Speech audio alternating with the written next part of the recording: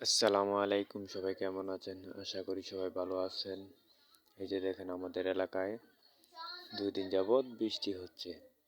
এই বৃষ্টির কারণে আমার ক্ষেতের অবস্থা, বৃষ্টি যেমন বৃষ্টি এরকম বাতাস, বাতাসে করে পুরা ক্ষেত ভাই, পুরা ক্ষেতই শুয়ে গেছে। এই দেখেন ক্ষেতের অবস্থা, এই যে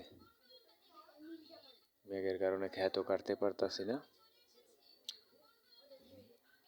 এই কিছুটা ক্ষেত আমি আর আমার বড় ভাই মিলে একসাথে কাটছি।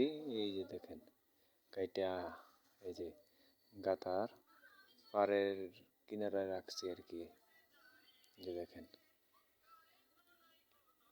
এই গাতার পানি সব এই ক্ষেতের পানি, এই আমাদের এই চকের পানি নামাইছি আমি।